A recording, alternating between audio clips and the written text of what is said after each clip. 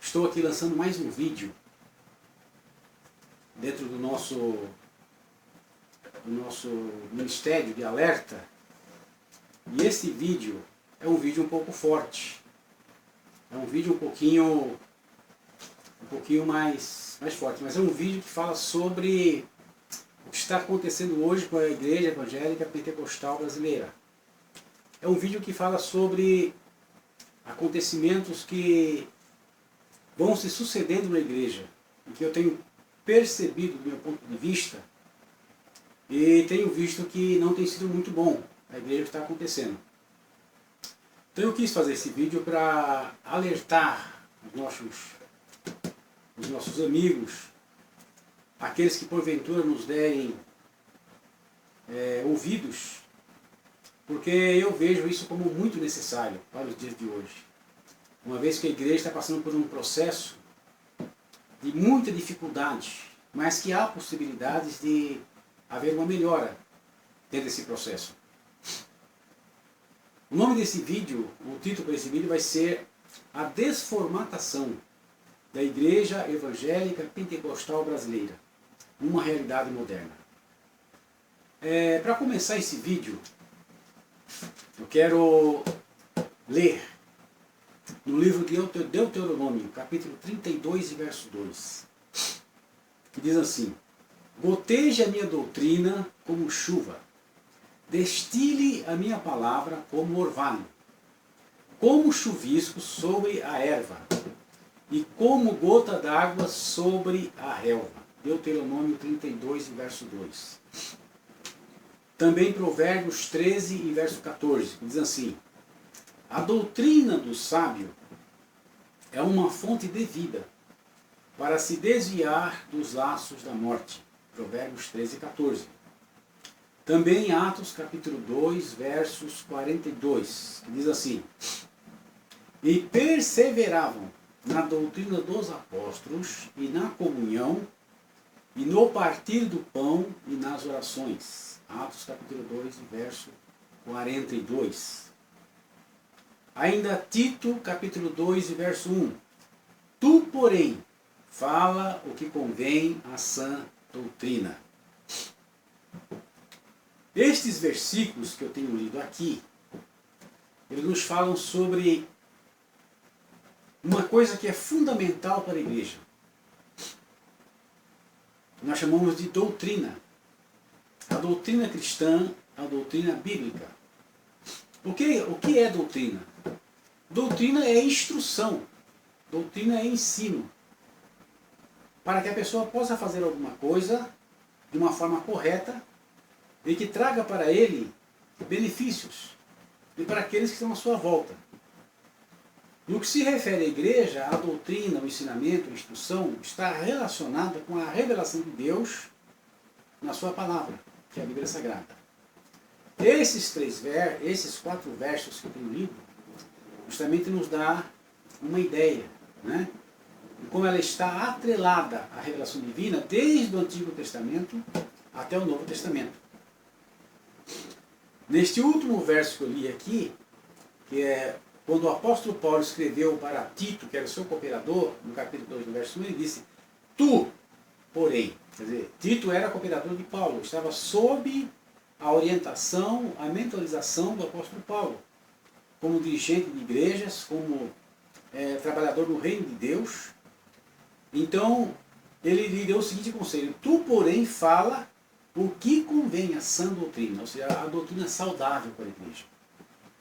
Muitas vezes, quando nós falamos do ministério do ensinamento, do ministério doutrinário, nem sempre esse ministério é uma coisa muito agradável.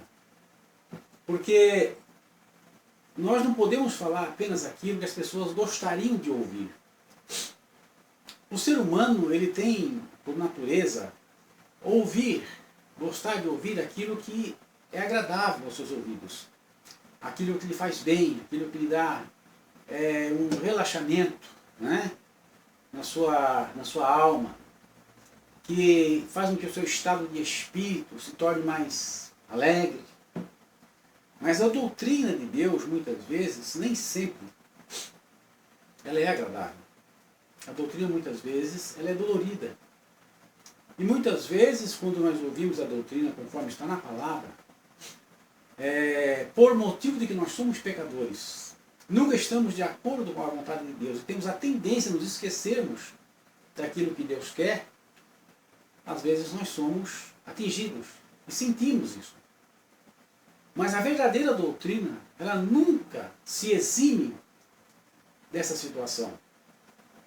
Porque quando a pessoa leva o ministério do ensino de uma forma com bastante seriedade, muitas vezes, nem sempre, ele vai receber aplausos. Às vezes a pessoa passa por alguns problemas, porque as pessoas muitas vezes podem reagir negativamente àquilo que é falado. Porém, a importância da doutrina, quando ela é feita em conformidade com o Espírito Bíblico, e esse Espírito Bíblico ele tem um objetivo.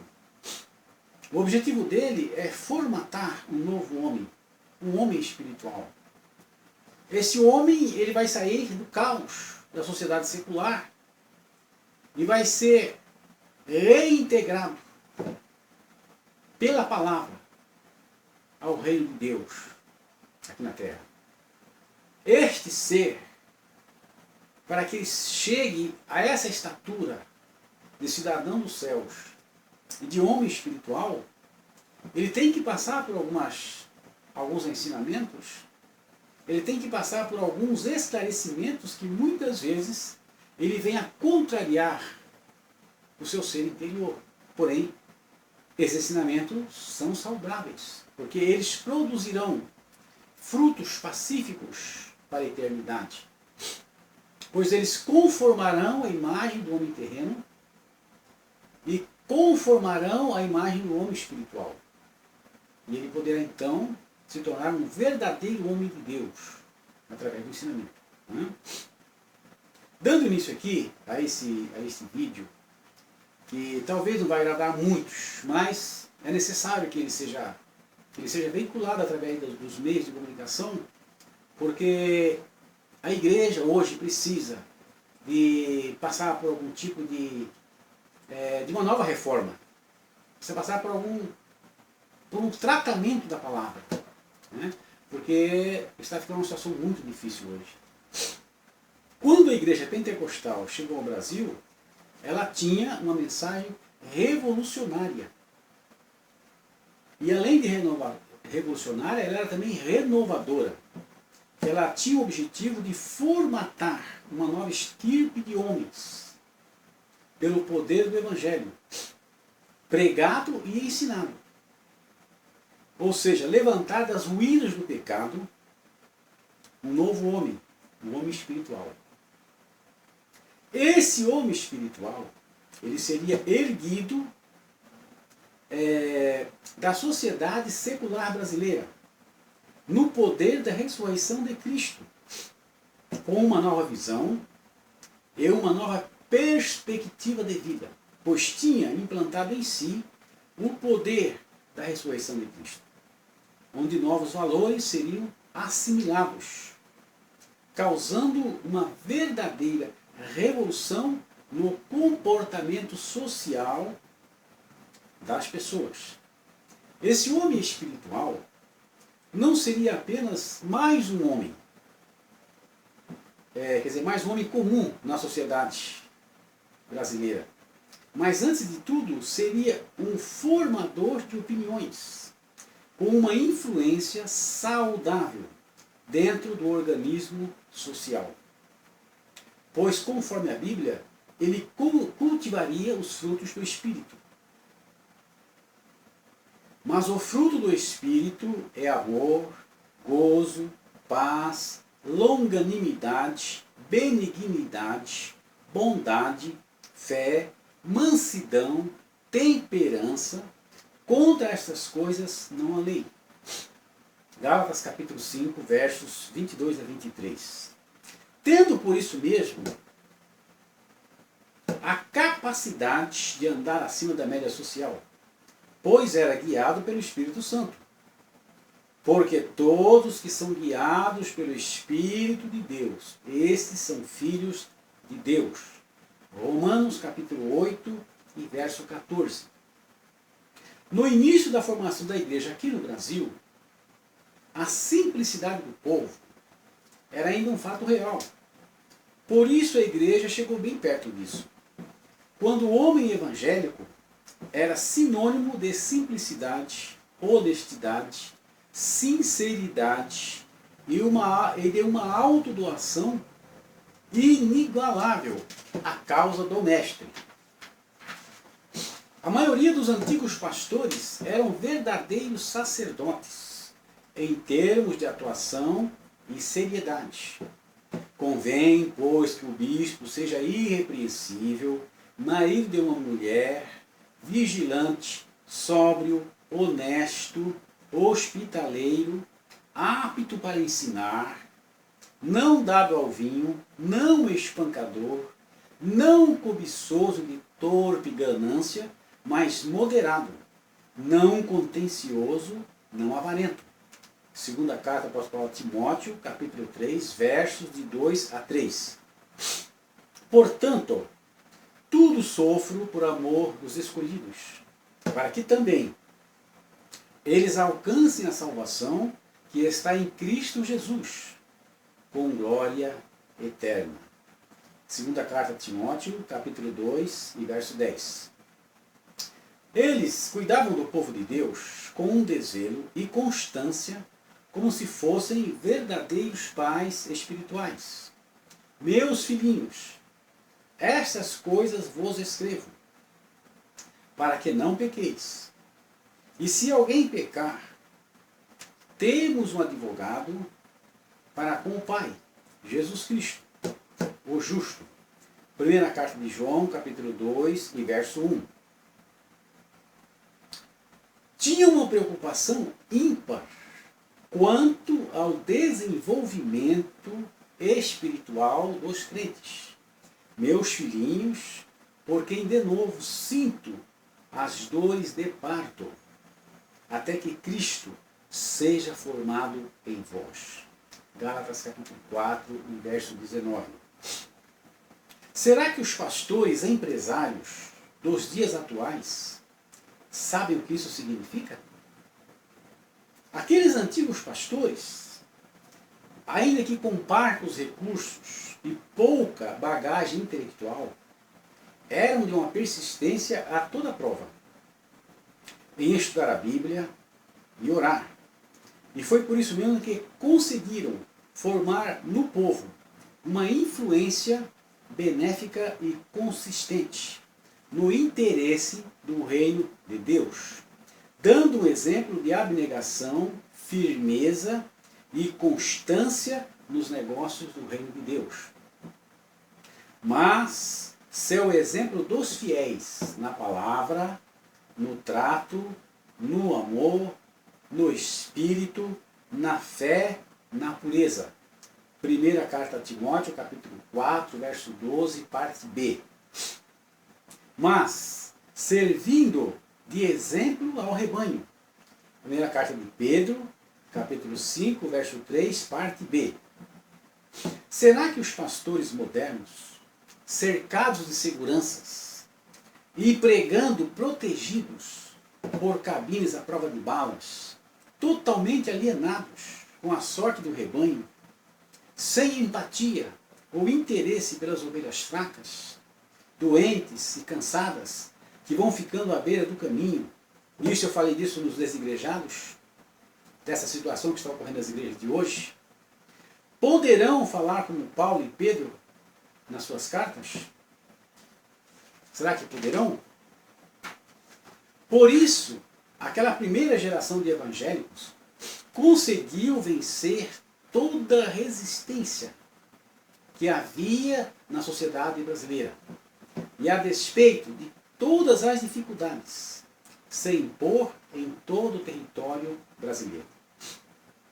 Tendo então a igreja do começo do século XX ao começo do século XXI se tornado uma verdadeira potência em termos de crescimento. No princípio, do evangelho pentecostal no Brasil, a igreja era formada basicamente de pessoas incultas, ou seja, do povão, pois era desdenhada pelas elites. Porém, com o passar dos anos, ela foi permeando todo o tecido social, numa osmose irreversível, chegando hoje em uma posição social muito abrangente. Conseguiu atingir todas as camadas da sociedade. Porém, esse crescimento social veloz teve um lado negativo, que trouxe e traz, vamos dizer assim, muitas perplexidades aos evangélicos. Pois sempre que há um crescimento explosivo em algum segmento social, a adaptação e a estruturação desse segmento é feito improvisadamente, sem muitos critérios, baseado na prudência e no bom senso. São feitos ao sabor das emoções e das necessidades momentâneas. E isso vai gerar tensões no futuro, pois um segmento, quando ele cresce muito, com uma estrutura improvisada, fica difícil de se mudar quando ele se consolida. Então cresce muito rápido, um crescimento muito grande, uma estrutura que é feita improvisadamente devido até por falta de recursos, né, na época. E quando as pessoas não têm aquela mente de se estruturar de uma forma bastante criteriosa, aquilo cresce desse jeito. Quando ele chega a um tamanho muito grande, que vai se tentar acertar, fica difícil, porque já tem vícios de crescimento. Aí se torna muito complicado, né? Isso foi o que aconteceu com a Igreja Evangélica Pentecostal Brasileira. Os seus líderes do passado, eles não prepararam lideranças esclarecidas. Não é só lideranças. Porque às vezes a igreja de hoje está preocupada com lideranças, ter líderes. Mas o que a igreja precisa são de líderes esclarecidos. Não apenas líderes. Para a igreja evangélica do futuro, que enfrentaria desafios tais como o ecumenismo, o pós-modernismo, a teologia liberal, a explosão das mídias sociais e também o evangelho fantasioso dos dias atuais. E os líderes de hoje, cuja maior parte não foram preparados para esses desafios, por sua vez, não estão preparando os líderes da igreja futura, os quais enfrentarão desafios possivelmente muito maiores e com isso comprometendo o futuro da igreja. Então isso é um assunto muito grave. Nós estamos vendo hoje nas igrejas isso acontecer.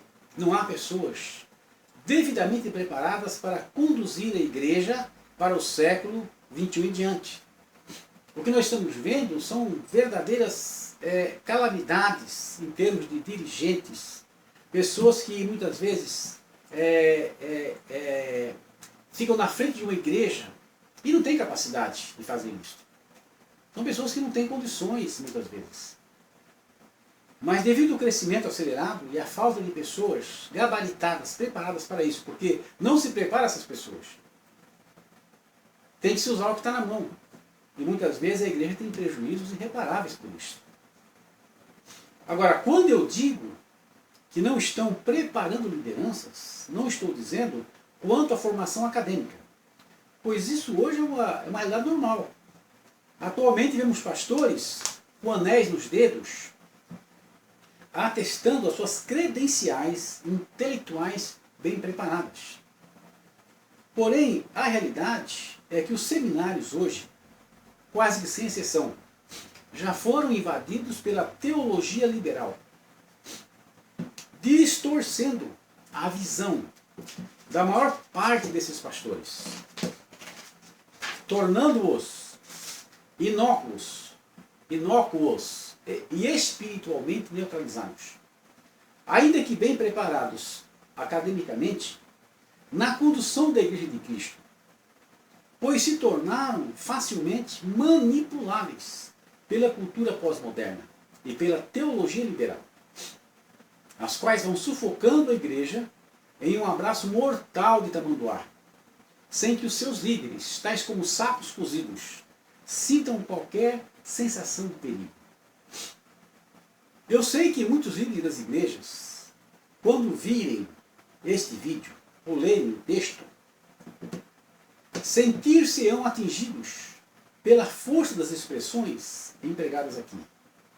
E muitos até, sem procurar refletir e fazer um autoexame, poderão liberar uma agressividade reprimida dentro de si e partir para uma reação na tentativa de se eximir desse contexto. E normalmente a reação é se usando a Bíblia para atacar. Qualquer um que ouse questionar as suas práticas erradas ou então desleixadas em relação aos negócios do reino de Deus. Então irão me rotular de rebelde, crítico, sem conhecimento e assim por diante. Ou irão ler 1 Crônicas 16, 22, é um texto clássico. Não toqueis nos meus ungidos, e aos meus profetas não façais mal. Ou então irão ler Zacarias 2 e 8, parte B. Porque aquele que tocar em vós, toca na menina do meu olho. Ou ainda, um texto muito clássico, segunda carta de Pedro, capítulo 2 e verso 10. Mas principalmente aqueles que, segundo a carne, andam em concupiscências de imundícias e desprezam as autoridades, atrevidos, obstinados, não receando blasfemar das dignidades. E quando eles falam essas palavras, eles fazem bastante questão de frisar, atrevidos, obstinados e tal, né? E isso com uma exegese totalmente fora de contexto, distorcendo o sentido da palavra em benefício próprio. Na verdade, nunca foi do meu interesse atacar nenhum homem de Deus, íntegro, sincero e honesto diante de Deus, que faz a vontade do Altíssimo e que paga um alto preço por isso. Nunca foi do meu interesse isso aí. Mas o que fala é justamente o contrário. Se o amado irmão é um verdadeiro servo de Deus, cuidando da igreja como um verdadeiro pastor, não é contra o irmão que eu estou falando. Se a sua consciência dá testemunho da sua obra diante de Deus, quem sou eu para julgá-lo? Eu incentivo a melhorar mais e mais. Mas eu falo o mesmo que Isaías falava dos falsos atalaias do seu tempo. Todos os atalaias são cegos, nada sabem. Todos são cães mudos, não podem ladrar, andam adormecidos, estão deitados e gostam do sono. Estes cães são gulosos, não se podem fartar. E eles são pastores que nada compreendem. Todos eles se tornam para o seu caminho, cada um para a sua ganância, e cada um por sua parte. Isaías capítulo 56, versos de 10 a 11.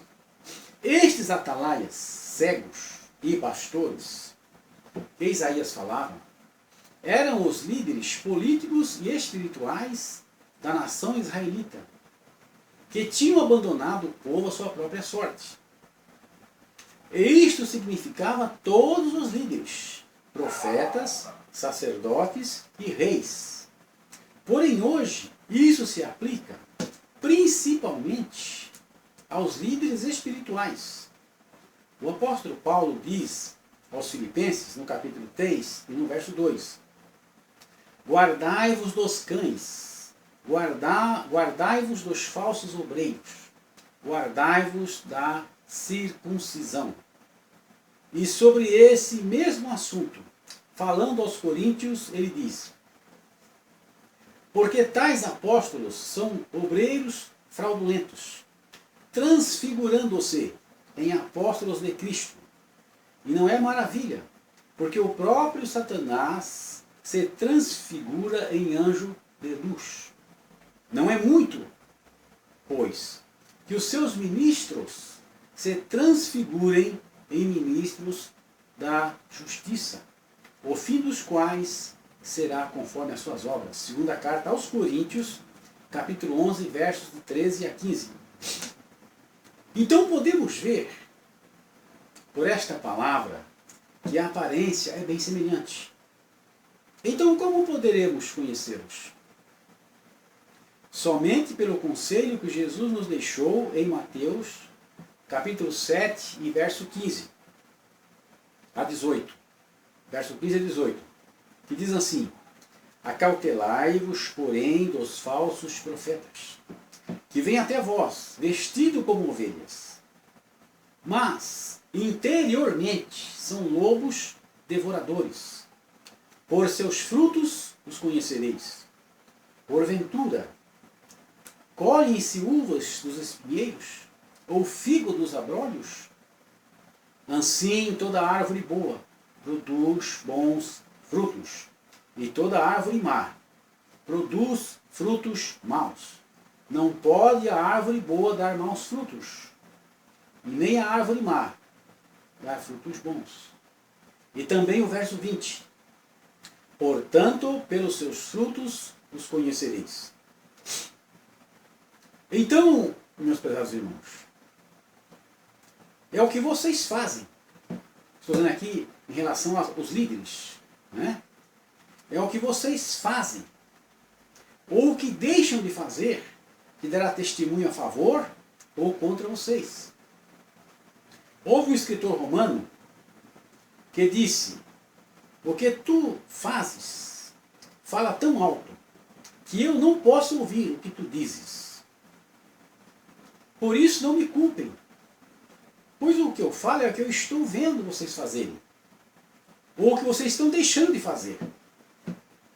Portanto, se estiverem em paz com as suas consciências e têm certeza que estão corretos nos livros do Mestre, não precisarão se preocupar com estas palavras. Pois a Bíblia diz que quem teme não é perfeito em amor. 1 João 4 e 18. Por isso que as pessoas que têm a consciência tranquila e eles fazem a obra de Deus por amor, eles não têm receio de críticas. Não se preocupam com isso. Porque na realidade, o amor de Deus está derramado no coração dessas pessoas e os impulsiona a fazer algo nessa com uma tal dedicação que isso para ele não significa nada. Essa é a realidade. Por isso que João dizia que quem teme não é perfeito em amor.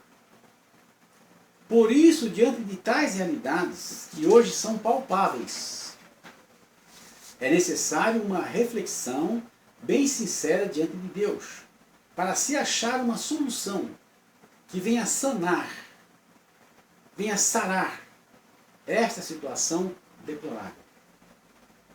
Um dos sinais demonstrativos disto que eu estou falando é a mutilação das Bíblias nessas edições modernas, das quais a nova tradução na linguagem de hoje, NTLH, ou Bíblia na linguagem de hoje, BLH, e a nova versão internacional, NVI, versões essas que encabeçam a lista das Bíblias que usam os textos críticos alexandrinos, onde Cristo é desmerecido, descolorido e até insultado. Estas versões, elas fazem sucesso entre os evangélicos desavisados, sem que os seus líderes, pastores, entre aspas, cheios de anéis nos dedos, diplomas nas paredes, sequer os avisem dos perigos ocultos sutilmente nessas versões mutiladas e venenosas, que as editoras mercenárias, por amor ao lucro, ao dinheiro, inundam o mercado sem o menor constrangimento e sem a menor preocupação com a alma dos seus incautos leitores. Todos estes líderes, eu digo líderes atuais, da igreja atual, que não defendem a palavra genuína de Deus, ou seja, não têm coragem de fazer isto, seja por medo, seja por comodismo, contida no texto receptus, ou texto recebido, e permitem que a mesma seja mutilada por editores e comerciantes mercenários, e nem sequer avisem o seu povo disso, serão culpados diante de Deus por este sacrilégio. Porque vocês foram colocados na igreja para defender a igreja, o povo de Deus e a palavra dele. Essa é a realidade, viu? E todos irão responder por isso diante do trono de Deus um dia. Uma outra coisa que reputo por gravíssima é o descuido com a pregação do Evangelho e o ensino da palavra de Deus nas igrejas.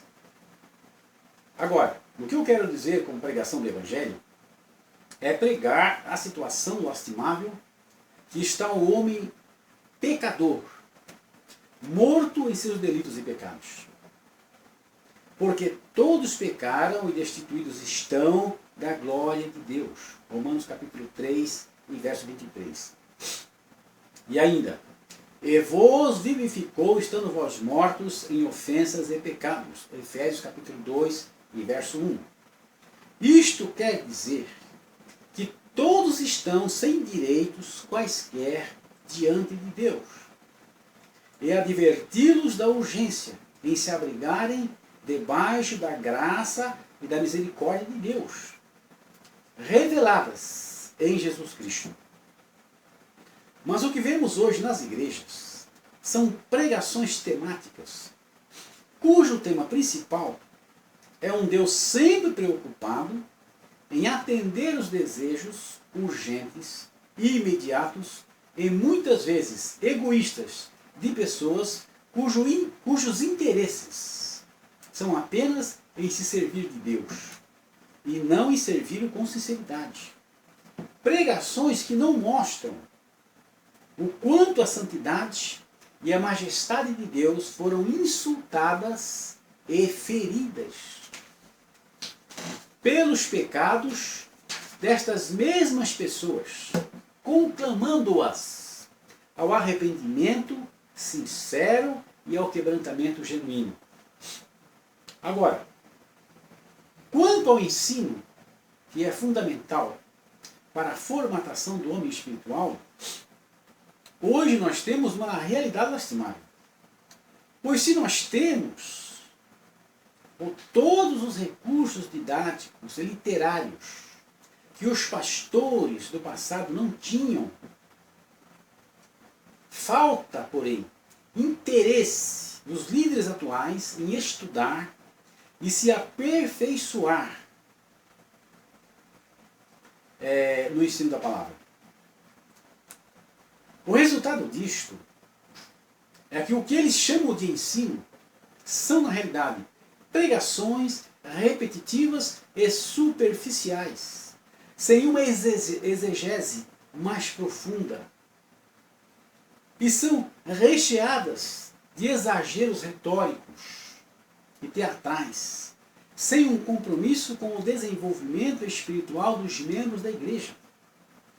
Uma outra coisa que eu já mencionei no assunto dos desigrejados é que as pregações e os ensinos dos líderes pentecostais modernos é uma mistura de afirmações de fé, experiencialismo e demonstrações plásticas do poder de Deus, com pouco ou nenhum conteúdo bíblico. E com isso, o entendimento das pessoas fica quase que totalmente infrutífero. E o desenvolvimento saudável do homem espiritual é comprometido seriamente. A resultante desses fatos é que a igreja vem perdendo qualidade paulatinamente. E quando eu falo que vem perdendo qualidade paulatinamente, não estou fazendo uma acusação. Isso é uma demonstração do que está havendo. Se nós vemos hoje, por exemplo, a situação das pessoas, nós vemos o entendimento deles como está tão pouco em relação às doutrinas fundamentais da fé. O desconhecimento dele em relação a essas coisas é gritante. É só conviver no meio desse povo e conversar com ele, a gente já percebe isso aí, facilmente. Não é uma acusação, é uma constatação lastimável no meio da igreja. Quer dizer, isso aqui tem que ficar bem claro que não é uma acusação, mas é um fato comprovado pela observação e comparação de circunstâncias em nosso meio. Passarei a descrever alguns desses fatos como eu tenho percebido. Então eu vou falar aqui alguma coisa destas coisas que têm acontecido, como eu tenho visto acontecer. Quando o evangelho pentecostal entrou no Brasil, a sociedade brasileira ela era extremamente conservadora, no começo do século XX, nos seus costumes. Então era necessário que a igreja, para se impor neste ambiente, fosse ainda mais conservadora. O que realmente aconteceu foi uma questão de estratégia, na realidade. Quando a sociedade, posteriormente, começou a se flexibilizar nos seus costumes, a igreja evangélica tornou-se quase que uma referência nessa área. O grande problema que ocorreu é que os líderes da época não souberam esclarecer ao povo que o conservadorismo dos costumes não era uma condição de santidade e de salvação, mas era o testemunho de uma vida que tinha passado por uma transformação de caráter e que essas manifestações externas de sobriedade, frugalidade, simplicidade, honestidade eram marcas distintivas dessa transformação. Veja bem, eram marcas de alguma coisa que havia acontecido no interior das pessoas e não uma condição de santidade externa. Muitos líderes, até por ignorância e comodismo, chegavam a ensinar que a salvação só era possível se a pessoa manifestasse estes costumes sociais. Eu vi muito isso acontecer na igreja. Pessoas estabeleciam um costume na igreja e a pessoa que descumprisse aquilo era imediatamente tirada fora de comunhão, até muitas vezes excomungada da igreja. Passava por processos muitas vezes humilhantes, porque na mente dos líderes antigamente, de muitos deles, essas coisas eram condições de salvação. Essa é a realidade. Isso fez com que muitas pessoas entendessem o Evangelho apenas como um conjunto de regras legalistas, que desde que fossem cumpridas, garantiria a salvação do indivíduo. Isso levou o povo pentecostal a sérias distorções teológicas, pois se tinha uma aparência conservadora ao extremo, isso é a maior parte estou falando, muitos não cultivavam o fruto do Espírito, como está escrito em Gálatas, capítulo 5, versos 22 e 23. Mas o fruto do Espírito é amor, gozo, paz, longanimidade, benignidade, bondade, fé, mansidão, temperança. Contra estas coisas não há lei. E por isso, tornando-se em escândalos para a igreja e para o mundo, levando ao desmoronamento da imagem do evangélico sério e comprometido com o reino de Deus, e nivelando a igreja evangélica como a qualquer instituição terrena, cheia de vícios estruturais e corrupções, como se vê hoje nas mídias sociais. Por que o povo evangélico chegou aonde chegou hoje? Por que essa negatividade em relação a pastores, a líderes, a apóstolos, patriarcas, seja o que for? Por que o povo desdenha esses títulos hoje? É porque essas pessoas, numa grande parte delas, não digo todas, estão fazendo coisas que contrariam a palavra de Deus. Não estão cultivando os frutos do Espírito. A despeito de se ter uma aparência conservadora muitas vezes, de se ter uma aparência social relativamente boa, mas a sua forma de vida, ou as manifestações do seu caráter, do seu ser interior, produzem uma verdadeira decepção no meio das pessoas. Então aqui, as pessoas de antigamente, que tinham aquela aparência conservadora, por falta de esclarecimento, eles começaram a colocar aquilo como fosse uma situação, uma condição de salvação. Quando na realidade não era nada disso. Mas eles não foram ensinados quanto a isso. Né? E o resultado disso é que muitos tinham aquela aparência externa, mas interiormente eles viviam de outra forma. E isso trouxe muitos escândalos para a igreja, trouxe muitos problemas e continua trazendo até os dias de hoje. Agora, para que vocês não achem que eu estou exagerando, eu vou citar um fato que aconteceu comigo há um certo tempo atrás. Eu fui numa livraria evangélica pentecostal, que por sinal ficava bem perto da sede dessa grande denominação. Aí eu comprei alguns livros e na hora de fazer o pagamento, a moça que estava no caixa me disse que não aceitava cheques. E eu, por brincadeira, só por brincadeira, eu disse para ela, mas e se for de pastor? Então ela me respondeu bem séria. Se for de pastor, menos ainda. Então veja os irmãos, que situação chegou à igreja. Quando seus próprios líderes são desacreditados por causa de ruins suspeitas sobre a sua própria honestidade. Pois se ela que fica recebendo dinheiro o dia inteiro ali no caixa, deve ter visto, talvez, quantas vezes esse mau exemplo acontecendo bem do lado da denominação sede.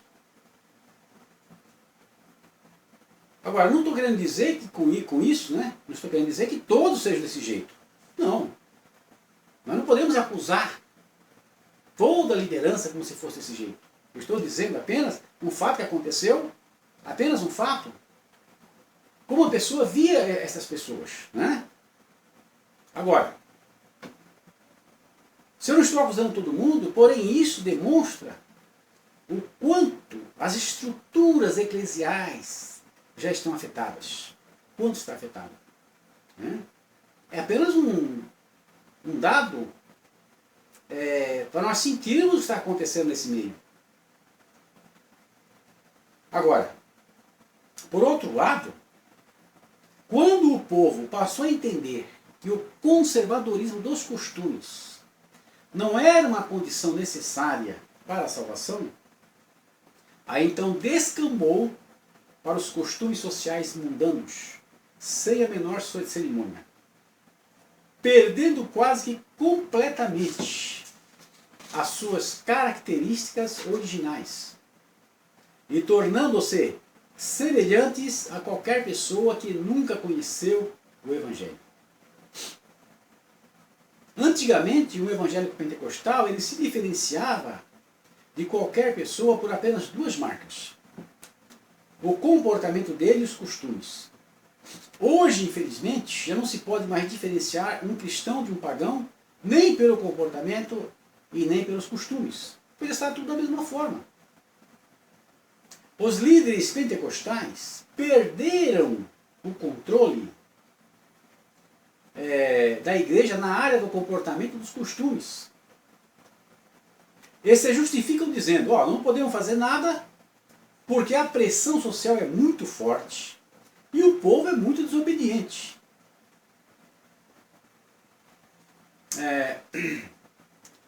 Na verdade, a igreja moderna chegou a esse estado de confusão porque faltou e falta o verdadeiro ensino bíblico expositivo, com uma exegese profunda. E além disso também, a antiga fórmula pastoral de acompanhar o desenvolvimento espiritual das pessoas com uma proximidade pessoal e persistente, e com a aferição em loco, ou seja, no local, desse desenvolvimento constante de todos os membros da igreja. Estes pastores antigos, eles impunham confiança e respeito pelo exemplo e pelo cuidado que tinham pelo rebanho, não medindo esforço nesse sentido. De formar, com esse objetivo de formar homens e mulheres espirituais e ver a formação de Cristo nessas pessoas, como dizia o apóstolo Paulo, meus filhinhos, por quem de novo eu sinto as dores de parto, até que Cristo seja formado em vós. Gálatas capítulo 4, verso 19. Naquele tempo, as igrejas elas eram ainda pequenas. Mesmo as sedes não tinham o número de pessoas que hoje tem. Por isso os pastores conheciam as pessoas e as famílias. Hoje, com o advento das superigrejas, com milhares de membros, e com cada denominação querendo disputar com a outra, nessa porfia de se apresentar como maior ou melhor, nesse jogo de futilidades e vaidades do ego humano, não transformado por Cristo, perdeu-se de vista o significado de apacentar a igreja de Deus. Apacentai o rebanho de Deus que está entre vós, tendo cuidado dele, não por força, mas voluntariamente, e nem por torpe ganância, mas de ânimo pronto. Primeira carta de Pedro, capítulo 5, verso 2. Então, o ser humano, como indivíduo, ele viu-se jogado para segundo plano. E hoje o que importa, na verdade, são as grandes multidões, a massa, a quantidade, e não o indivíduo. E a pessoa que perdeu a identidade nessa massa anônima fica sozinho. Porque os líderes modernos, no afã de cumprir as suas planilhas de crescimento e desenvolvimento, dos seus projetos grandiosos e faraônicos, não podem se dar ao luxo de desagradar essa massa, pois o fluxo do caixa pode cair, colocando em risco os seus planos. Urge agradar a gregos e troianos, para que se mantenha o status quo. A ordem do dia é manter tudo como está, e não arriscar o que já está garantido. Mesmo porque a concorrência pode se beneficiar de qualquer fraqueza do lado de cá. E a grande verdade que causa estarrecimento é a situação que isso levou os evangélicos atuais. A desformatação dos crentes, hoje, é um fato comprovado na maioria das igrejas. Tirando-se algumas exceções, na maior parte os mais idosos, os demais se renderam aos costumes dos cananeus. E isso apesar dos seus pastores estarem gritando aos quatro ventos, que nas suas igrejas isso não acontece, ou eles não enxergam os fatos, ou fingem não enxergar. Já não existe mais qualquer crise de consciência quanto a isso. Os jovens frequentam cinemas, teatros, boates, baladas, todo tipo de entretenimento dos dias modernos. A bebida já entrou na igreja. Muitos líderes e membros já são vistos bebendo vinho, cerveja, champanhe e vai por aí afora. As vaidades, a falta de pudor já estão dentro da própria igreja, onde já não é possível olhar para as irmãs que outrora eram referências na casa de Deus. Os costumes dos cananeus já estão dentro dos templos. Festas seculares de todos os tipos, símbolos pagãos, o teatro com as suas encenações ambíguas de duplo sentido, a dança até de cunho sensual, a música profana com as suas melodias e letras, e também ritmos, que insinuam uma familiaridade desrespeitosa para com a divindade e até superstições da terra, já são vistas no recinto sagrado. Em algumas dessas chamadas igrejas, o ambiente das mesmas está semelhante a uma boate, com lâmpadas estroboscópicas, canhões de fumaça, ringues de luta, escurinhos com danças e rock pesado. Este é apenas com uma diferença que são as suas letras, mas ainda assim, com as mesmas divergindo da revelação bíblica, na sua maioria. Há uma nítida confusão na teologia desses líderes, que teimam em misturar o sagrado e o profano, sem atinar com a fronteira entre ambos. Ou seja, púlpito com palco, e nave da igreja com plateia, e ainda pastores com animadores de auditório, ou conferencistas motivacionais. E nessa situação, a igreja definha e perde qualidade. E o mais grave, perde a capacidade de influenciar a sociedade secular. A revelação de Deus é essencialmente espiritual. É necessário uma mente transformada e orientada pelo Espírito Santo para discerni-la. E um dos maiores males da teologia liberal é dizer aos homens que eles podem entender a revelação divina apenas com o intelecto, sem se aproximar da verdade de Deus com a mente. Ou seja, e se aproximar da verdade de Deus com uma mente desassistida pelo Espírito Santo. Agora, por outro lado, colocar a culpa do que está acontecendo com o povo evangélico como se fosse apenas uma resultante da cultura e dos costumes da atualidade é contraproducente.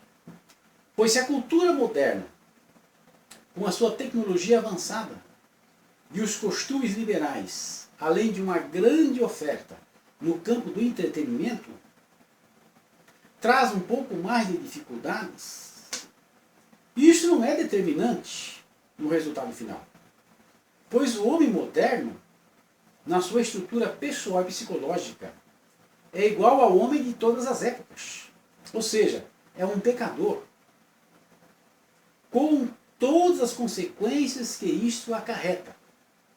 E desse modo, o diagnóstico e o remédio são os mesmos. É necessário a palavra de Deus para curá-lo. Se as igrejas se voltarem para a palavra de Deus e rejeitarem as novidades teológicas e psicológicas dos dias atuais, os resultados logo se farão notar. Pois os pecadores, quando são confrontados com a palavra, serão salvos, convertidos em novas criaturas. E assim como o apóstolo Paulo escreveu aos Coríntios, assim que se alguém está em Cristo, nova criatura é. As coisas velhas já passaram, e eis que tudo se fez novo. Segunda carta aos Coríntios, capítulo 5 e verso 17. Porém, a grande dificuldade para isso é o alto grau de comprometimento das lideranças evangélicas com as coisas desta terra, em detrimento das coisas celestiais. Pois para se retomar a fé simples e prática dos nossos pais, é necessário uma renúncia pessoal de muitas comodidades modernas, sendo uma delas a mais difícil de todas, que é o desapego consigo mesmo, como diz Paulo em sua primeira carta aos Coríntios. E todo aquele que luta de tudo se abstém. Eles o fazem para alcançar uma coroa corruptível, nós, porém, uma incorruptível. Pois assim, corro não com uma coisa incerta. Assim combato, não combatendo no ar. Antes, subjugo meu corpo e o reduzo à servidão, para que, pregando aos outros, eu mesmo não venha de alguma maneira ficar reprovado. Primeira carta aos Coríntios, capítulo 9, versos 25 a 27. E ainda mais. Portanto, quer comais, quer bebais, ou façais qualquer outra coisa, fazei tudo para a glória de Deus. Portai-vos de modo que não deis escândalos, nem aos judeus, nem aos gregos, e nem à igreja de Deus. Primeira carta aos Coríntios, capítulo 10, versos 31 a 32. hoje torna-se muito difícil tomar essa atitude apostólica, pois os líderes dos dias de hoje andam cercados de seguranças, pois se acham sequestráveis. E ainda outros pregam protegidos por cabines à prova de balas.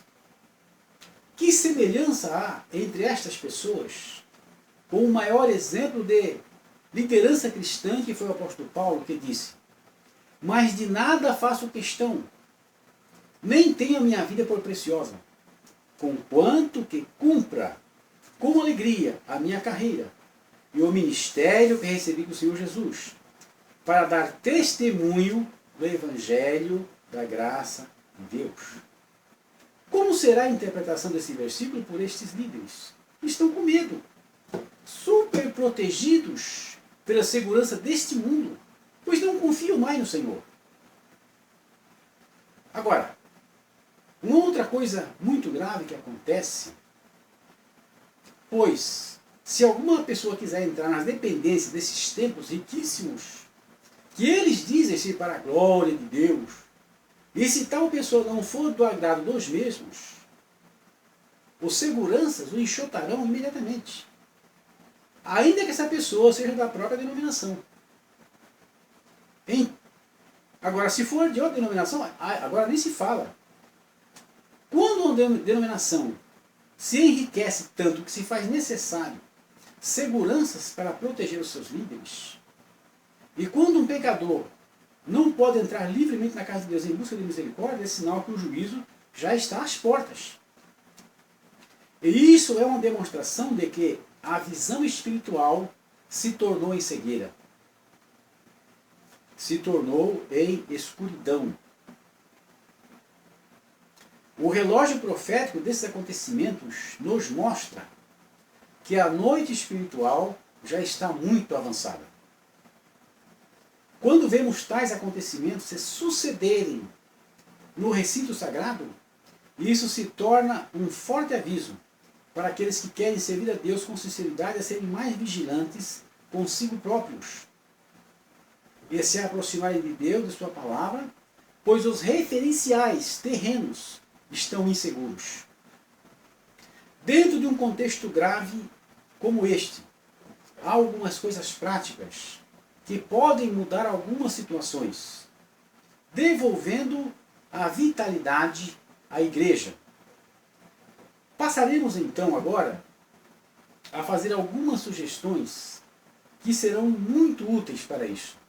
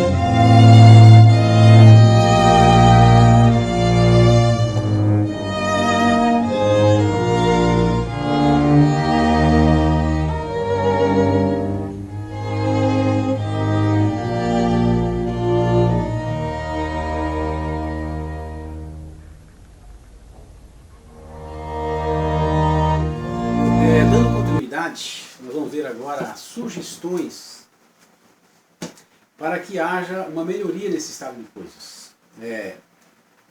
Primeira sugestão é pregação do Evangelho. A igreja deve voltar a pregar o Evangelho. Pregar o Evangelho significa que o pregador deve conhecer muito bem a lei de Deus e as suas implicações da quebra desses mandamentos. Explicar claramente para os pecadores que a sua situação é extremamente grave diante de Deus.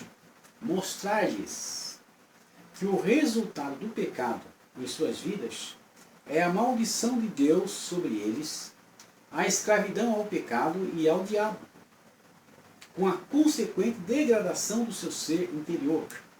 e a sua irreversível caminhada para o inferno. E que fique bem claro que isto não é terrorismo espiritual, como dizem os adeptos da teologia liberal, mas a situação real do pecador diante de Deus. Essa descrição terrível está na revelação bíblica.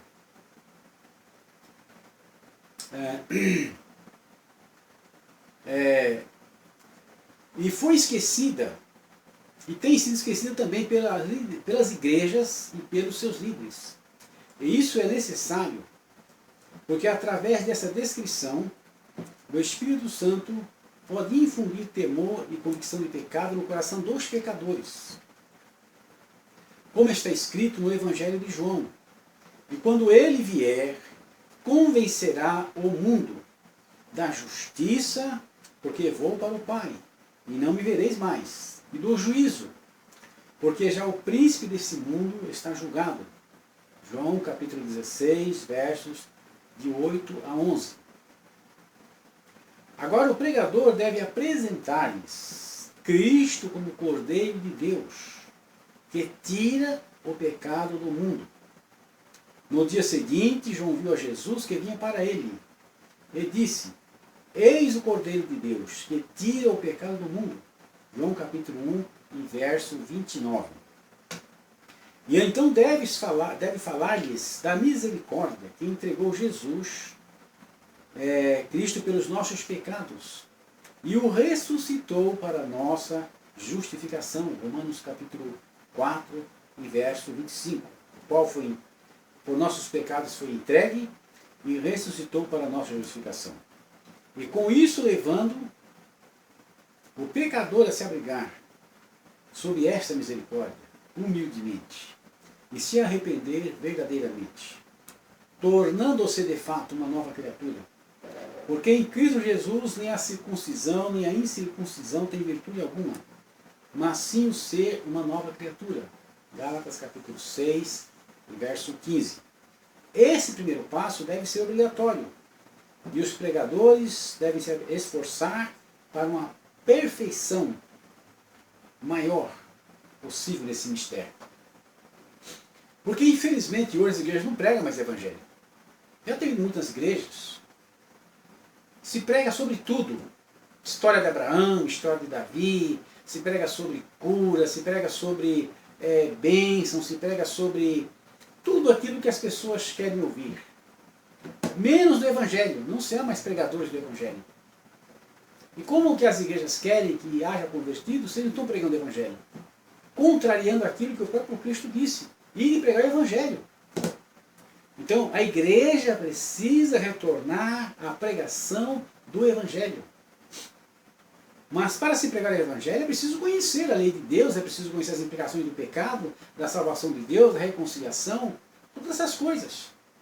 Porque senão como é que o Espírito de Deus vai atuar no coração das pessoas se não tem a palavra parando ele para isso? Essa é a realidade. É necessário voltar a pregar o evangelho nas igrejas. Pois as igrejas não pregam mais o evangelho.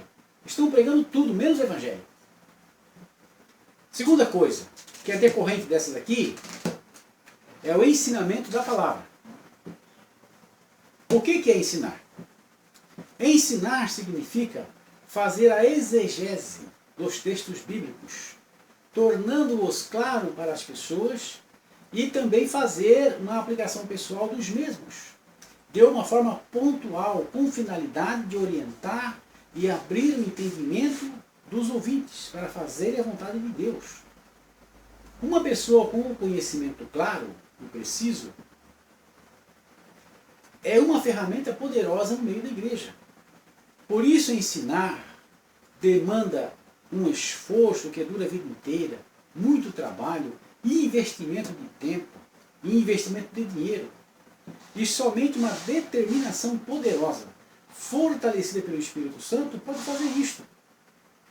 Ensinar não é ler chaves bíblicas, e nem contar histórias de personagens bíblicos, ou circunstâncias históricas, ou ainda fazer afirmações de fé, contar experiências ou experiencialismo, né?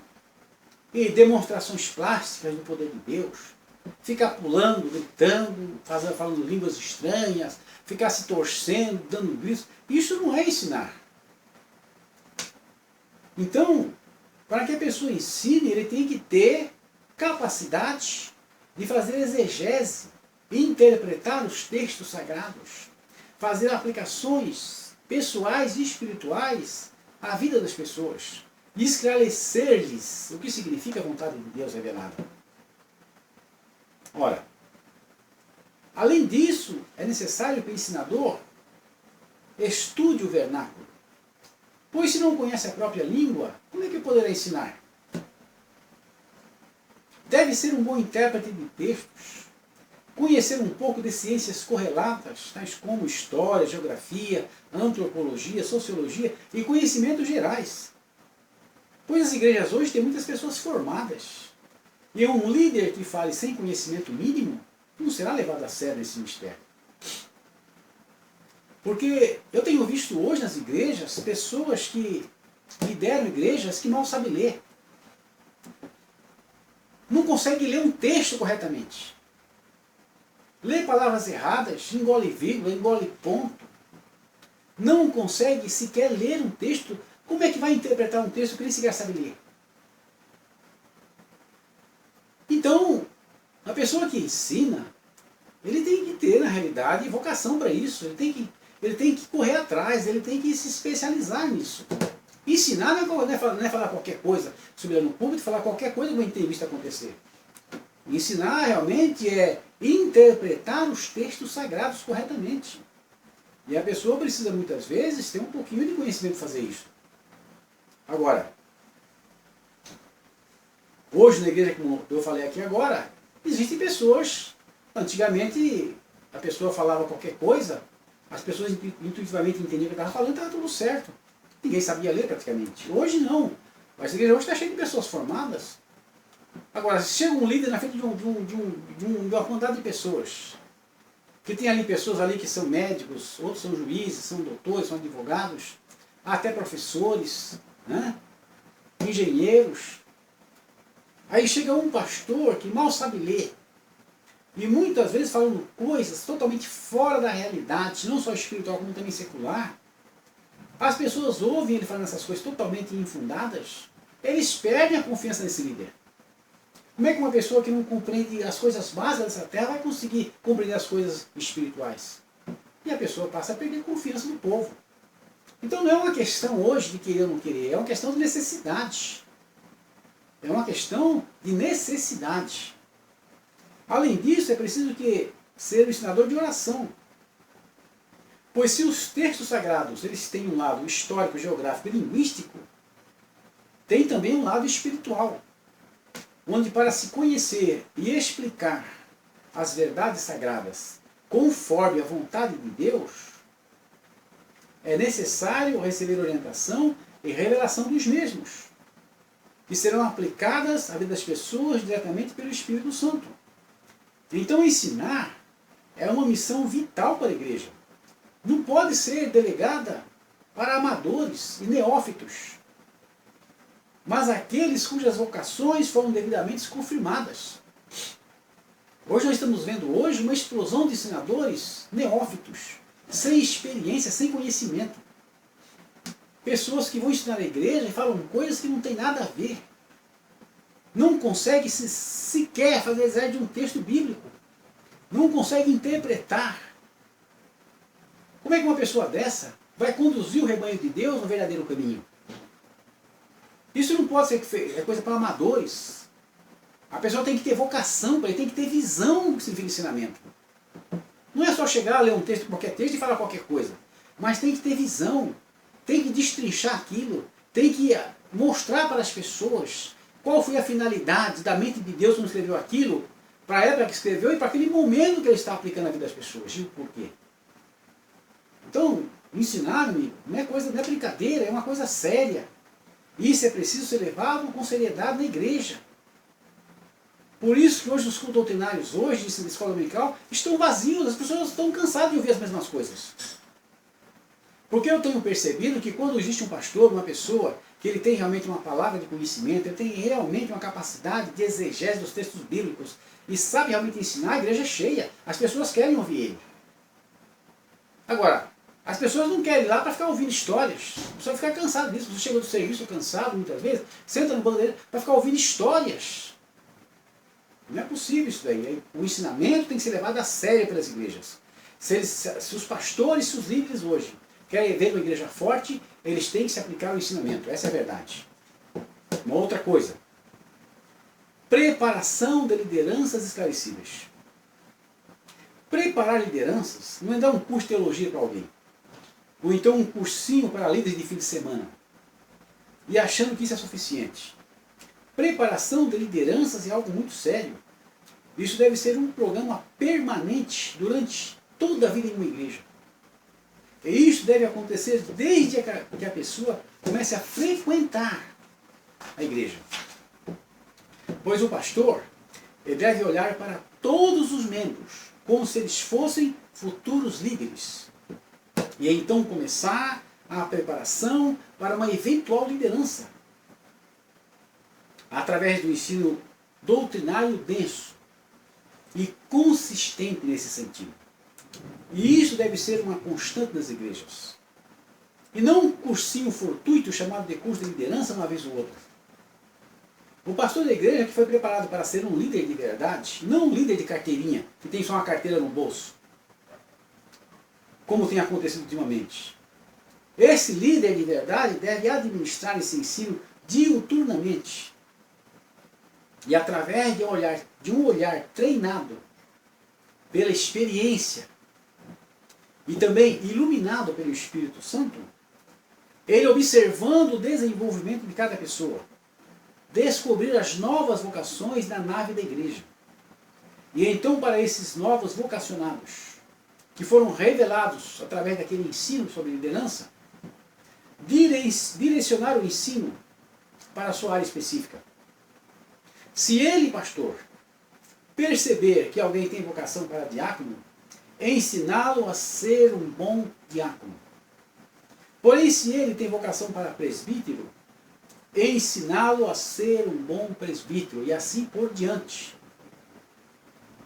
Não como se faz atualmente, que estes cargos são considerados como carreiras, em forma de degraus, onde a pessoa é cooperador, depois ele é diácono, depois ele é presbítero, depois ele é evangelista, e finalmente ele vai ser um pastor.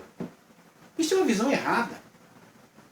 Por isso chegamos a essa crise nas lideranças, onde muitas pessoas que poderiam ser um bom diácono é ungido a presbítero, ou vice-versa.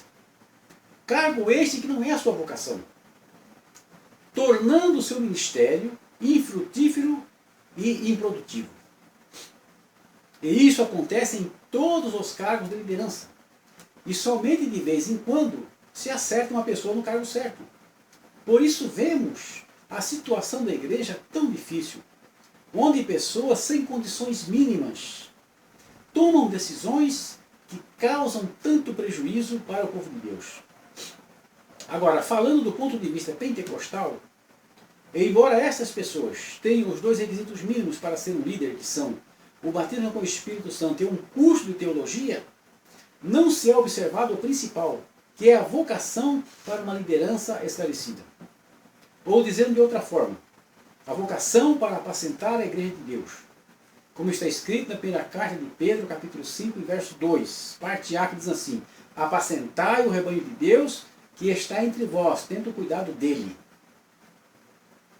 E a falta dessa vocação de apacentador tem trazido distorções graves para a igreja do Senhor.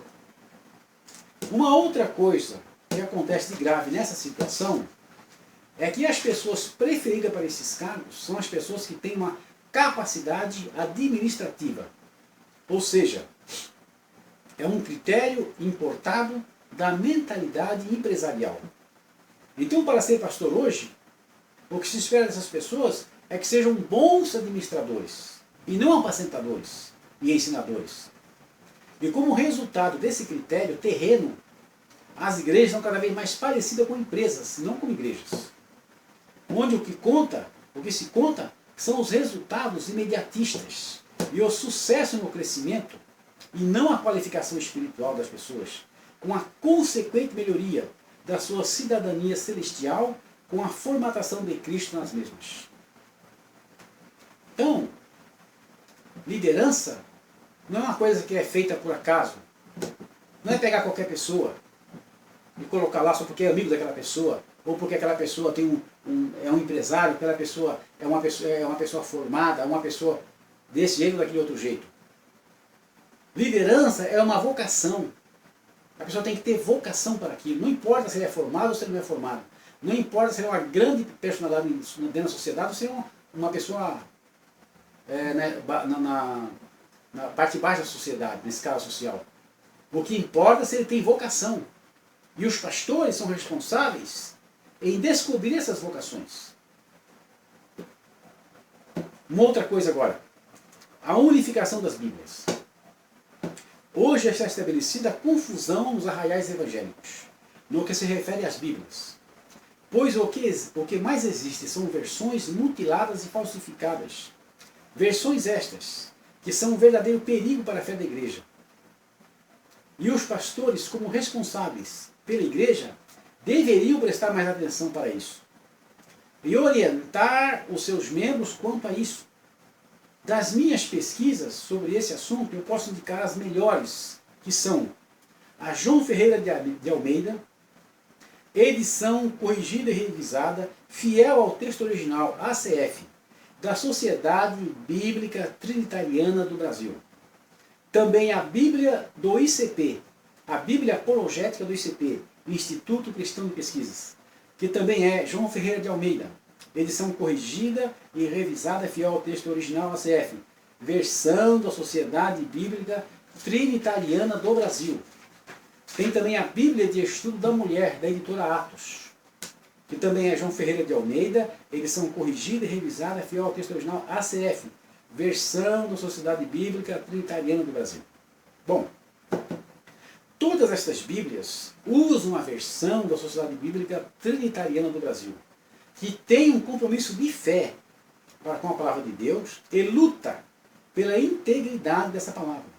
O que, infelizmente, já não acontece com as outras sociedades bíblicas, que promovem um desserviço à causa do Mestre aqui na Terra. E isso com as suas versões mutiladas e descaracterizadas em relação ao texto receptus, ou seja, o texto recebido, pois usam misturá-lo em maior ou menor grau com os falsos manuscritos alexandrinos. Então o que eu estou dizendo aqui é que, infelizmente, aqui no Brasil, até onde eu tenho visto, a única editora que eu tenho visto que tem usado o texto receptus integralmente é a editora Trinitariana, Sociedade Bíblica Trinitariana do Brasil, infelizmente. As outras eu não posso falar mais isso, porque já se mancomunaram com as lideranças de outras igrejas espúrias e estão querendo agradar a gregos e troianos, mutilando a Bíblia, falsificando os textos e levando as pessoas a terem uma visão distorcida da realidade da vontade de Deus. Agora, uma outra coisa é o cuidado com os hinos cantados na igreja. Esta é uma parte muito delicada da igreja, pois o louvor a Deus requer muita responsabilidade. É um senso equilibrado no que se refere à melodia e à letra, e também ao ritmo. Por isso, não pode ficar nas mãos de neófitos e despreparados, pois isso compromete a adoração à divindade. Preferencialmente, devem ser cantados os hinos do inário oficial da igreja, o qual já passou pelo crivo doutrinário da liderança esclarecida da igreja, quando isso acontece na realidade, né? Uma outra coisa, a igreja deve evitar formar conjuntos de cânticos, como é moda hoje nas igrejas modernas, tais como corais, quartetos, mocidade, irmãs, irmãos, jovens, etc. Ou então limitá-los ao mínimo, pois com a proliferação desses conjuntos, a igreja passa a ter pelo menos dois problemas. O primeiro problema é que a apresentação dos mesmos no decorrer do culto, quer dizer, com a apresentação dos mesmos no decorrer do culto, a igreja fica apenas como espectadora. E isso distorce a realidade espiritual, pois o louvor não é uma prerrogativa de um grupo ou de vários, mas de toda a igreja. O segundo é que com muitos conjuntos, todos precisam ensaiar. E com isso tiram todo o tempo que a igreja deveria estar sendo ensinada na palavra de Deus. É preciso haver na igreja de hoje mais ensino da palavra do que ensaio de conjuntos. A conclusão disso daí é melhor a igreja toda cantar e ouvir a palavra de Deus. Agora, uma coisa que eu acho corretíssimo é haver um ensaio para toda a igreja a aprender a louvar a Deus pelo menos uma vez por semana. Isso sim. É marcado um dia na semana e a igreja todinha se reúne para aprender a louvar a Deus. Um ensaio de cantos para a igreja dentro do inário oficial. Essa é a realidade. Agora eu vou falar aqui de uma coisa que é hiper delicado hoje.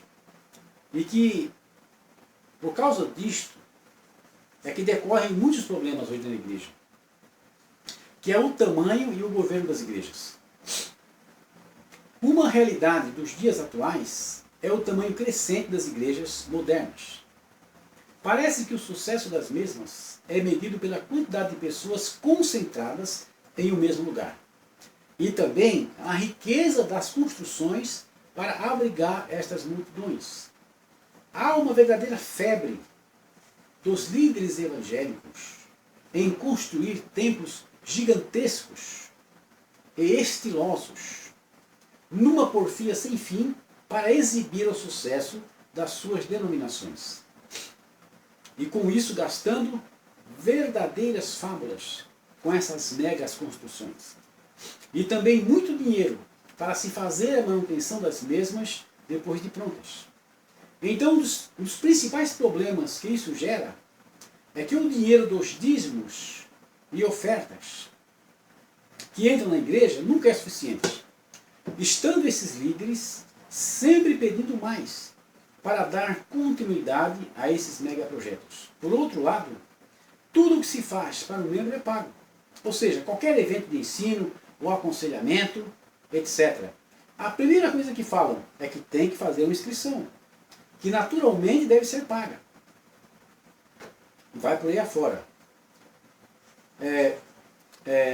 Na escola dominical a revista é paga. Qualquer apostila sobre qualquer assunto, mesmo que tenha apenas 3 páginas, deve ser paga. E isso, tudo que se faz na igreja é desse jeito. Hoje tudo é com pagamentos. A igreja não tem recursos para investir nada nos membros. Tudo tem que requerer pagamento. Agora, uma outra coisa gravíssima é quanto à assistência social. Pois para se fazer uma cesta básica para os necessitados, é necessário que os irmãos tragam mantimentos para a igreja. Pois a mesa não tem nada para oferecer aos necessitados. Onde é que está o cumprimento daquela parte do ensino de Malaquias capítulo 3, verso 10, que diz: trazei todos os dias na casa do tesouro para que haja mantimentos em minha casa. Ou seja, o ensino de Malaquias 3 é tão usado pelas lideranças modernas, fora do contexto exegético e teológico, para se exigir o dízimo dos membros.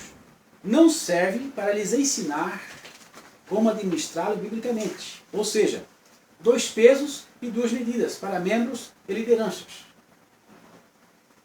Ora, se o dízimo e as ofertas é para que haja mantimento na casa de Deus, eles deveriam ser aplicados para que haja mantimento na casa de Deus. Agora, o dinheiro é desviado para outros lados, para fazer outras coisas. E a casa de Deus não tem mantimento nenhum. Se o membro precisa de alguma coisa, é preciso fazer uma vaquinha, é preciso fazer uma coleta, precisa fazer alguma coisa, trazer alguma coisa, porque a igreja não tem nada, porque todo o dinheiro que entra na igreja não é investido nos membros da igreja. Essa é a realidade.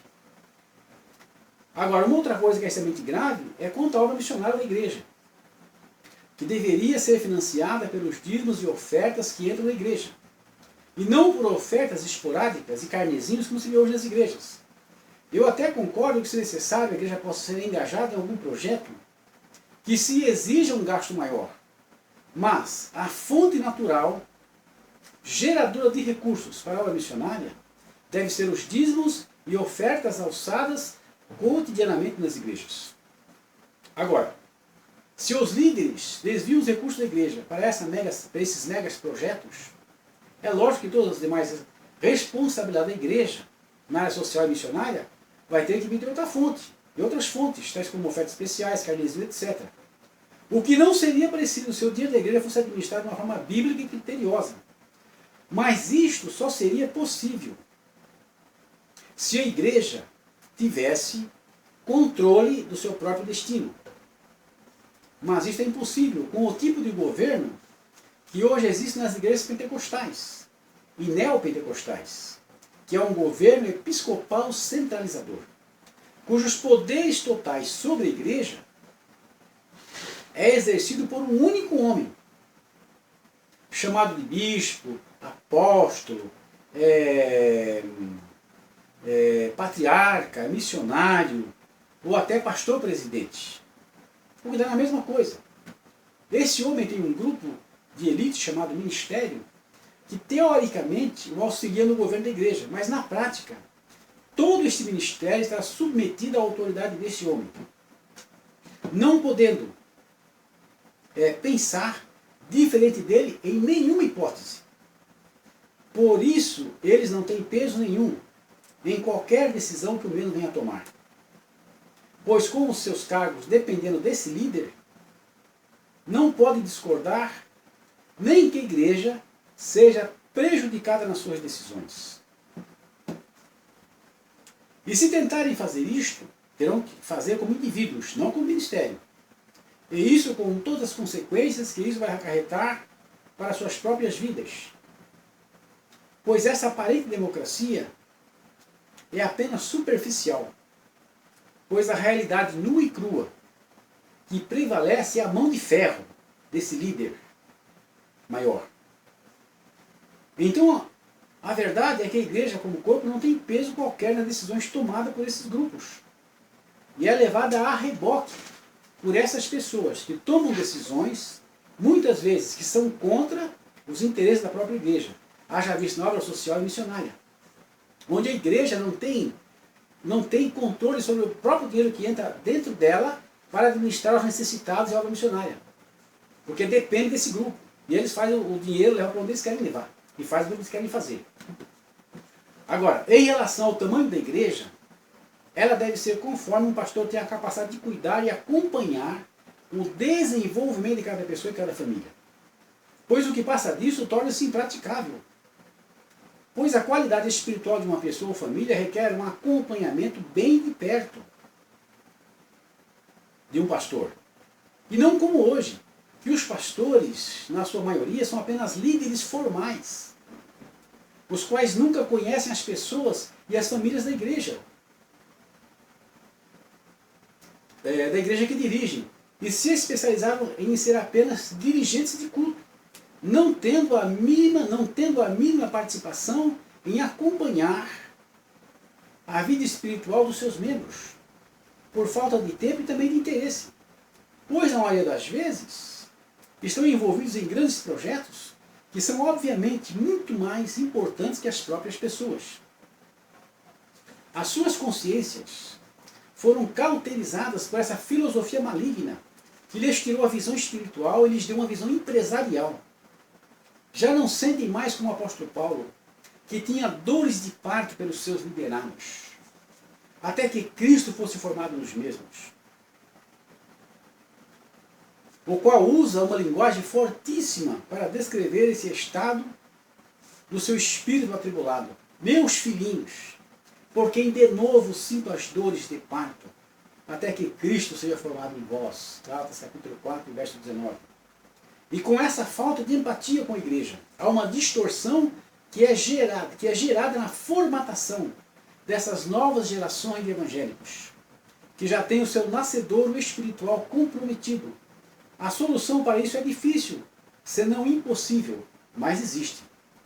É lógico que nenhum líder hoje vai querer esse conselho, pois teria que abdicar das suas comodidades e benesses, o que nunca fariam. Então, como resolver esse problema? O que fazer? O único jeito é refazendo tudo como o próprio Cristo disse. Ninguém deita vinho novo em odres velhos. De outra sorte, o vinho novo romperá os odres e entornar-se ao vinho, e os odres se estragarão. Mas o vinho novo deve deitar-se em odres novos, e ambos juntamente se conservarão. Lucas capítulo 5, versos 37 a 38. Por isso, essa sugestão é para aqueles que estão começando o novo ministério, antes que o mesmo cresça e se torne como os demais. Primeiro, a igreja deve ter o tamanho que um pastor possa cuidar e acompanhar. Quando atingir este limite, deve ser aberta a outra congregação e assim por diante. Segundo, quanto ao governo, deve ser congregacional misto, ou seja, as decisões devem ser tomadas por um conjunto de 3 poderes, sendo 30% desse poder estaria com uma convenção, formada por lideranças esclarecidas em todas as regiões e estados. Outros 30% estariam com o ministério da igreja local, isto é, toda a liderança da igreja local, constituída por pastores, presbíteros, evangelistas, diáconos, professores da escola dominical e assim por diante.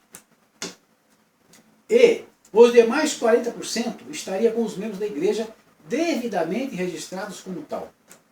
E todo este poder seria exercido por voto secreto, sendo as decisões tomadas por maioria, nos 3 níveis de poder. Agora, por que todo esse cuidado? Isso para se evitar o que está acontecendo hoje, que um líder com muito poder nas mãos manipule este poder, mudando a constituição da igreja e da convenção, com a finalidade de se perpetuar no poder. Ou que também um pastor fique nas mãos de um grupo da igreja local, ou também de uma convenção, trabalhando o oprimido, tendo que agradar ora este, ora outro, sem se fixar no mais importante, que é ensinar e cuidar do povo de Deus. Agora, tudo isso será realizado sem campanhas ou propagandas, apenas com esclarecimento pelos órgãos de comunicação oficial da igreja. Uma outra coisa é que cada congregação, mesmo sendo da mesma denominação, serão autônomas financeiramente, sendo apenas necessário ajudar uma congregação quando em fase inicial, e também contribuir com uma taxa para a manutenção da convenção, e quando se fizer necessário, para projetos comuns de ordem missionária. Outra coisa, a igreja tem que ser levada de volta para a oração. Uma das características mais marcantes da igreja dos nossos antepassados era a oração. Eles se entregavam a ela com uma disposição a toda prova. Chegar ao templo, ajoelhar-se e ficar em oração até começar o culto era uma atitude normal. Cultos de oração, vigília no fim de semana e oração dos lares era uma constante. Hoje, se visitarmos uma igreja histórica, que tem a sua herança na reforma do século XVI, vemos que o povo nem sequer se ajoelha mais quando entra nos templos. Já os pentecostais, herdeiros do movimento de renovação americano da Rua Azusa, que nasceu sob o poder da oração com um impulso tão poderoso que alcançou o mundo, são poucos os que efetivamente oram, de formas que já vemos nos templos. Muitos que se comportam como das igrejas da reforma, ou seja, chegam aos templos sem a mínima preocupação com a oração. E com isso a igreja perdeu o poder e a autoridade espiritual. A maior parte não tem mais coragem para orar por um enfermo. E se for para expulsar um demônio, nem se fala. As lideranças ganharam conhecimento e status dentro da hierarquia denominacional. Mas isso foi inversamente proporcional em autoridade espiritual e poder do Espírito Santo. Pois não tem mais autoridade para orar pelos enfermos e quando oram não acontece nada, a não ser em raros casos. Por isso, as pessoas perderam a confiança nos mesmos.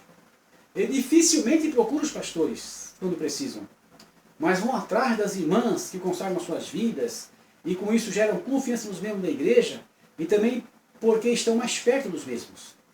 E quando isso não é possível, vão para uma igreja neopentecostal onde esperam encontrar uma ajuda. Se não tem uma doutrina muito coerente, mas falam muito sobre fé e o mais importante, funcionam o dia inteiro. Então, estão sempre acessíveis às pessoas. E isso que eu estou falando é o que eu tenho escutado no meio da igreja. E até com pessoas que me disseram ter sido beneficiadas nesses lugares. Agora, não adianta falar contra a prática dos mesmos, que não estão corretas e isso e aquilo, e dizer que os irmãos estão errados, com um ar de muita indignação. Enquanto essas distorções não forem corrigidas dentro da nossa igreja. Pois se ficarem gritando contra os mesmos, mas não estiverem à disposição dos membros da igreja, na hora das suas necessidades, isso não vai mudar nada. Pois serão apenas palavras vazias e sem conteúdo real.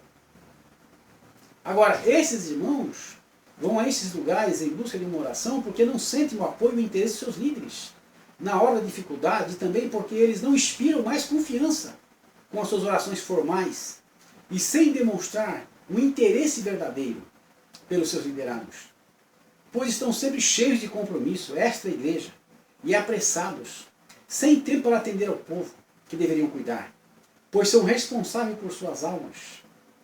Dessa forma é necessário levar o povo de volta para a oração e o jejum, buscar o poder do alto, e os líderes devem ser o exemplo do rebanho, para que se transformem em um catalisador e também um aglutinador nesse sentido. Pois um povo que cultiva a oração tem a capacidade de movimentar o mundo espiritual, pois a oração de um justo pode muito em seus efeitos.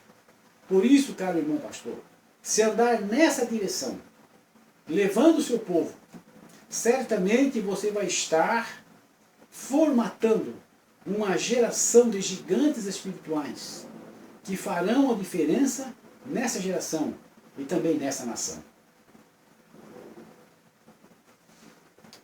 Não é com prazer que eu falo estas coisas, nem com a intenção de agravar a quem quer que seja. Porém, os fatos nos deixam consternados quando vemos que a igreja toma rumos que não são bons e observamos as pessoas desorientadas, sem saber a quem recorrer. Pois não tem realmente a quem recorrer. Eu vejo o que está acontecendo hoje. Pessoas desorientadas em falar com a gente, pedir um conselho, pedir orientação, o que deve fazer nessa ou naquela situação. Quantas pessoas, não é, em várias igrejas que eu tenho passado. As pessoas vêm, querem perguntar, tem tal problema, precisa de uma solução, o que deve fazer, pedindo orientação. Mas eles não vão dar um líder maior, porque tem medo dele, não confia nele. Agora, não adianta querer ficar indignado, ficar bravo com essas pessoas, e nem comigo também, porque o que está acontecendo é uma consequência do que está acontecendo mesmo, que vocês estão deixando de fazer, que é estar à disposição do povo, que é estar no meio do povo na realidade. Né? Agora, antigamente os pastores moravam lá da igreja, já era bem diferente. Né? E quando acontecia alguma coisa em suas casas, os irmãos corriam para a casa do pastor, que tinha aquela segurança, né? Aquela experiência, aquela autoridade para atender os irmãos desesperados. E muitas vezes até fora de hora, ia fazer uma oração, dar um conselho, e algumas vezes só chorar com a ovelha. Mas infelizmente as coisas mudaram. E os membros já não sabem mais onde os pastores moram. E também os pastores não conhecem os membros da igreja que dirigem. De formas que não adianta ficar recordando o passado. Mas sim procurar uma solução para isso. Agora eu sei que a única resposta que terei quanto a essa preocupação será que muito provavelmente a tentativa de desmerecimento da minha pessoa. Quem é esse que fala essas coisas? É por acaso um pastor? Quantas igrejas dirigiu? Qual é o seu histórico?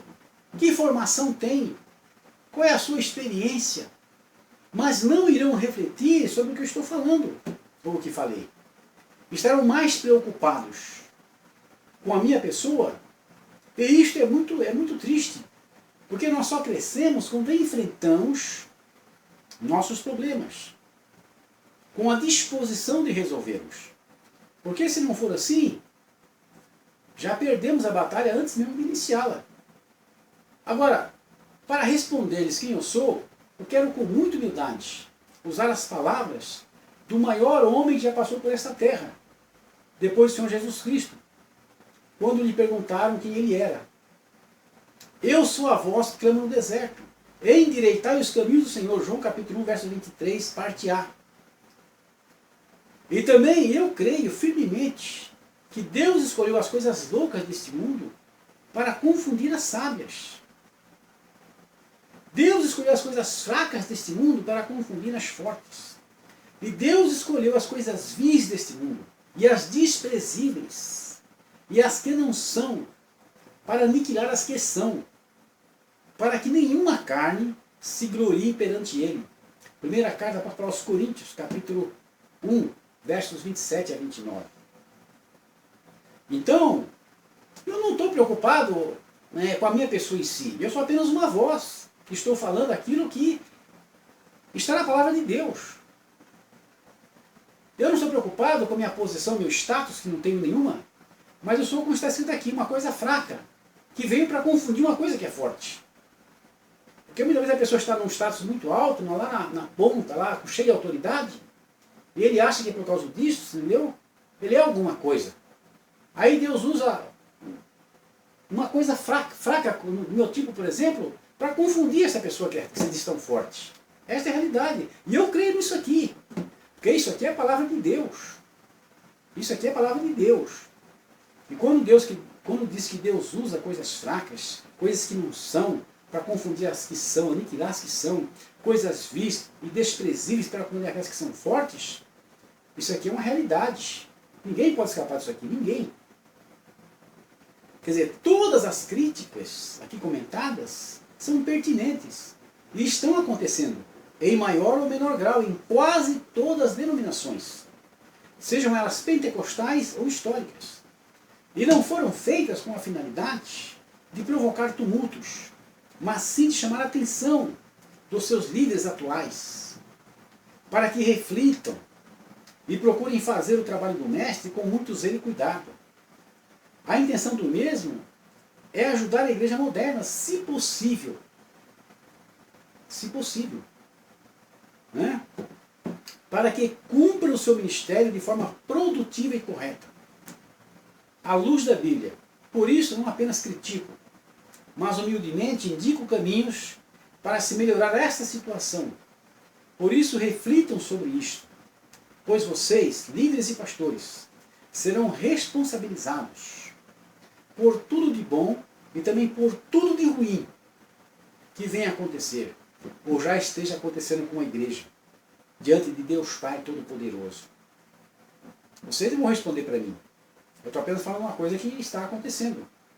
Agora, se vocês estiverem incluídos nesse contexto e não se derem por avisados, e não procurarem melhorar o que vocês estão fazendo para o próprio Deus, como tem que fazer, e não do jeito que estão fazendo, vocês vão ter que responder para ele um dia.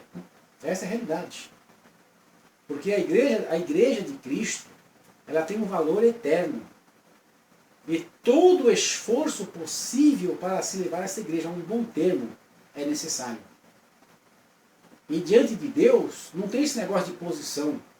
Eu sou líder maior, eu sou líder grandão, sou apóstolo, sou pastor presidente, sou patriarca. Isso não existe diante de Deus. A Bíblia diz, muito de vós não queirais ser mestres, pois terão muito mais duro juízo.